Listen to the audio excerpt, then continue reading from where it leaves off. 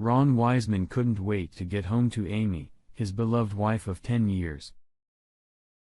She was not only a beautiful woman who kept herself in great shape, but also a fantastic cook and the best lover a man could wish for. The day before, Amy said she wanted to invite her new boss, Mike Armstrong, to her house for dinner. She said he wanted to get to know her husband and get a feel for her family. Ron didn't see anything wrong with that and said he would like to meet her new boss, especially since the last two incumbents didn't last long and left under somewhat mysterious circumstances. The most recent incumbent quit after only a few months on the job, saying he needed to take an extended sabbatical in Sri Lanka to find himself. And the man who worked before him was found decapitated in his garage with his hands tied behind his back. Police said it was a suicide, but his genitals, which had been surgically removed, were never found. Ron noticed the time and texted his wife before locking his office, letting her know he was on his way. Her reply came instantly. "I'll see you soon. Love you." Ron said goodbye to his secretary and headed home, stopping only to buy a bouquet of roses for his wife. He liked doing things like that to surprise her, and she liked receiving gifts of love from him. She also liked to thank him for the little gifts. Ron turned down the driveway to his house, noticing the black Mercedes at the curb in front of his house. "At least this man had the sense to stay out of my driveway," Ron thought. He entered the house and saw a well-dressed man of about 45 sitting on the couch. Ron glanced at him. He was quite tall, seemed well built with a slight gray on his temples. He was clean-shaven, and his face seemed to have one of those perpetual smirks playing on it. He stood up with a wry smile on his face as Ron entered the room and held out his hand. Ron shook it before apologizing. He went to the kitchen and handed Amy the bouquet before enclosing her in a hug. Her face brightened as she accepted the flowers. "I'll have to properly thank you for this later," she whispered. Ron kissed his wife's pretty face, placing his hand on her ass.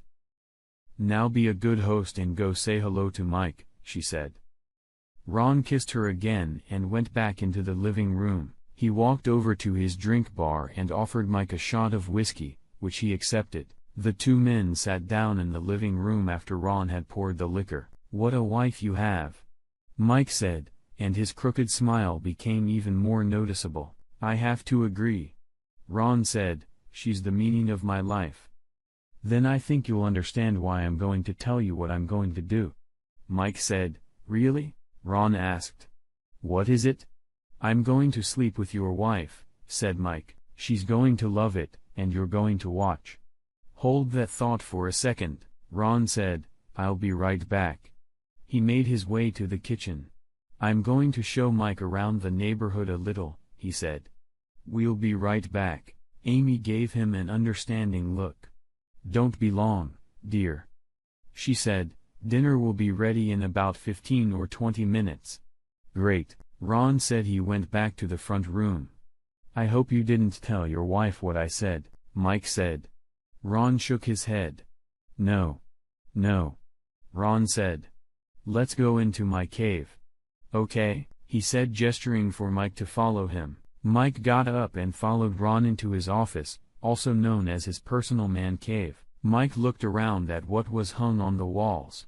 In addition to pictures, there were several official commendations, medals, knives, and guns, and a few swords hanging on the wall. "So you're going to sleep with my wife, aren't you?" Ron asked. Mike nodded his head. "Yeah. I'm going to," he said, grinning. "Do you have a problem with that?" "I take it, my wife never told you about me," Ron said. "She told me you were an accountant doing research for some special task force." He said. "Yes," Ron said, "it's true that I'm a CPA, and, yes, I do work for a joint federal and private task force, but I wasn't always an accountant." "Oh," Mike said. Ron pointed to items on the wall. "You know, I was in the army once. I was a scout sniper at the time," Ron said. "Most of my 150 confirmed sniper kills were from 300-600 meters away, but I've successfully hit targets as far away as 1,200 meters. That's over a kilometer. And at that distance, you never hear a shot. 1 second you're alive and breathing, the next you're dead." He pulled out a desk drawer and ran his hands over his knife collection. Mike wasn't very comfortable by this time, and it got worse when Ron pulled out one very large knife. "I'm also perfectly fine with close-range kills," he said, holding the sharp blade where Mike could see it. "There's nothing like seeing your enemy amid his last breath, up close and personal." Mike's face turned white and the smirk disappeared. "Look, Ron. There's nothing personal about this," Mike muttered. "Oh, but it is, Mike." Ron said, "You just told me you were going to sleep with my wife and you expect me to watch. That makes it very personal to me. I just want you to know what you're risking. You see, I believe in the old adage that an ounce of prevention is worth a pound of cure. I'm sure you understand." He looked at his watch. "Oh, I think dinner's about ready. We'd better get back," he said. Mike nodded his head and watched in horror as Ron threw a knife at a thick target on the far wall. The knife hit exactly in the center before plunging halfway through. "I like practicing," Ron said to Amy's ash-pale boss. They headed into the dining room where Amy set a table for three for them, placing the bouquet Ron had brought home in the center. As always, she seated Ron at the head of the table, Mike to his left and herself to his right. They sat down, and Ron took Amy's hand. He held out his hand to Mike. "We like to say a prayer before we eat," he said. Mike gently took Ron's hand. Amy and Ron bowed their heads and closed their eyes. Mike followed suit, not knowing what to expect. "Lord," Ron said, "thank you for this food we are about to eat. Thank you for your many blessings for our home and our family. May you continue to bless us with your wisdom and grace. Amen. I hope everyone enjoys this," Amy said as she opened the plates to reveal succulent Cornish hen, one of Ron's favorite dishes. "I started cooking at overload heat this morning. It's delicious, honey," Ron said, taking a big bite. "Don't you agree, Mike?" Mike nodded nervously in agreement. "Yes. It's delicious," he said. "You're a wonderful cook, Amy." Ron noticed that Mike was looking at him nervously as he complimented Amy on her cooking. "Don't worry, Mike," he said. "I never kill anyone at the dinner table. Do I, darling?" Mike's face went pale as Amy nodded approvingly. "Not without good reason," she said. "It can get quite messy, and I really don't like having to clean blood off the tablecloth," she added. "After all, it's over 100 years old." "By the way, honey," Ron said, "Mike told me that he plans to sleep with you, and he wants me to watch. Did you know anything about that?" "Did you?" Amy asked. "No. He never said anything to me about it." She looked at Mike. "Is it true, Mike? Are you planning to sleep with me?" "Please, Amy, I didn't say that. Maybe your husband misunderstood me," Mike said, shaking his head. Ron pulled out a tiny digital recorder and pressed a button. "I'm going to sleep with your pretty wife." Mike's voice said, "She's going to love it and you're going to watch." Mike's face turned red as Amy shook her head. "What's the matter with you?" Amy asked. "We welcome you into our home, feed you, offer our hospitality, and this is how you repay us." "Please," Mike said. "It was just a joke. I was just kidding." "Well, that's it, honey," Ron said. "He was only joking." "I don't know," she said. "What's the punchline?" "I'm not laughing." "Look, that's not what I meant," Mike said, raising his hands. "Really? Is that what you said to the husband of the last wife you slept with?" Ron asked. "What are you talking about?"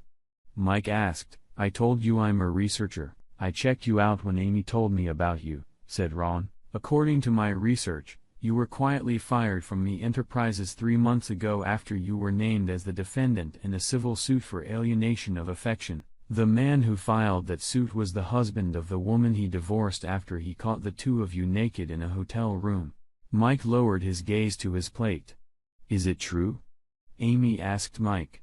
"Yes," Mike said quietly. "I've done some things I'm not proud of, but that's all in the past." "Speaking of the past," said Ron, "I also learned that Mike's ex-wife was so tired of his cheating that she turned to a group called the Marriage Mutual Insurance Society, or MMA. Isn't that true, Mike?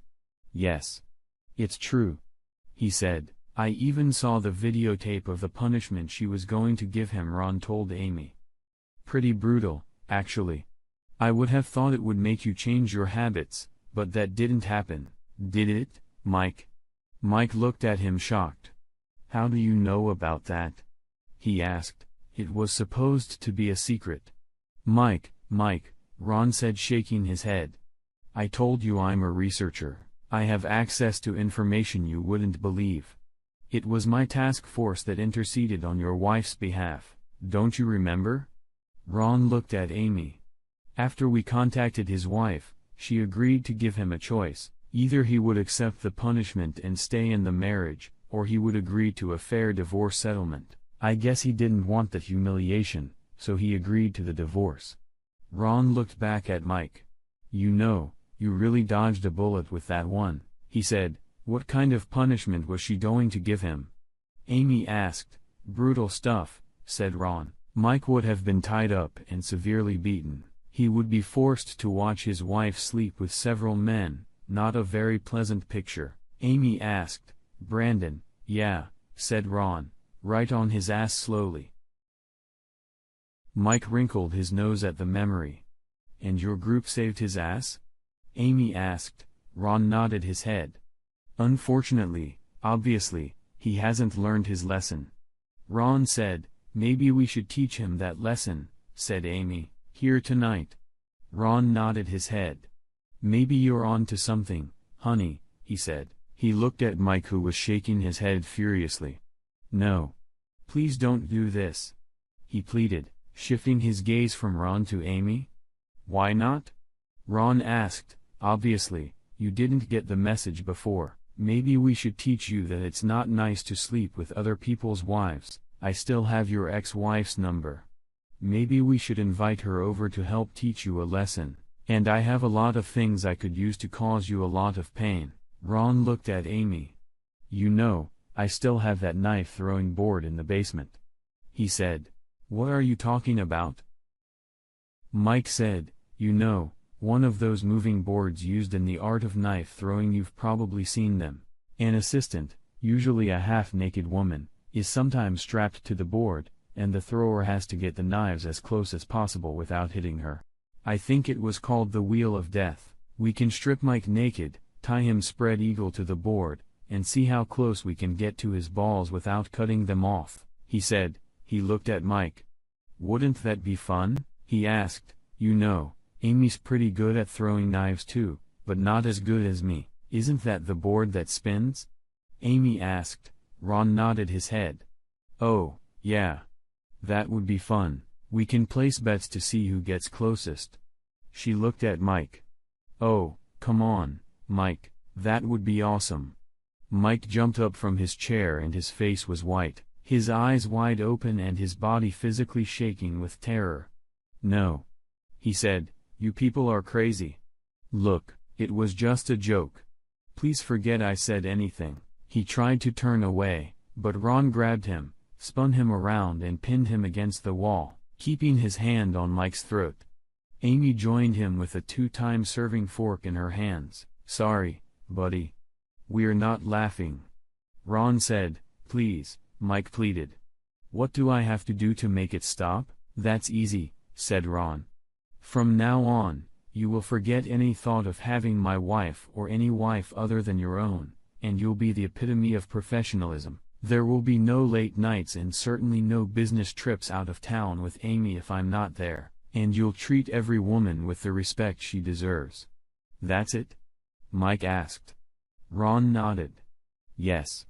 Pretty much, Ron said. Just know that I'll be watching, and if you screw up, you'll pay the price you should have paid a long time ago. Understand? Mike nodded his head. Good. Now is there anything you want to tell us? Mike nodded his head again. I'm sorry. I really am. I will never do anything like that to anyone else, he said. Please accept my apology and forgive me. Ron looked at his wife. What do you think, darling? He asked. Should we forgive him? Well, darling, she said, we do believe in forgiveness, so, yes, we will forgive him this time. Ron loosened his grip on Mike's throat. He looked at his wife. So what are we having for dessert? He asked. I made a really good cheesecake, she said. Would you boys like a piece? Ron looked at Mike, who was shaking with terror. Well, how about some dessert? He asked Mike, who shook his head. No. Thanks. He said. I really need to get home. Ron noticed that Amy was looking at Mike's pants and he lowered his gaze. He saw the wet spot on Mike's crotch and shook his head. Yeah, I can see why you needed to go home, Ron said, noticing the smell coming from Mike's pants. Go on, get out of here. And remember what I said? I will, Mike said, heading for the front door. They both noticed a wet spot on the back of his pants as he headed for the exit. Can you believe he actually shit his pants? Ron asked. Yeah, disgusting, isn't it? Amy said in response, and he actually thought he was going to sleep with me. Maybe I should bring him a box of candy tomorrow. Ron laughed. Hearing the squeal of tires, Ron turned to his pretty wife. Do you think this cheesecake will hold up until tomorrow? Ron asked. Amy nodded her head. Oh, yeah, she said, let's clean up this mess and then we'll finish dessert upstairs, okay?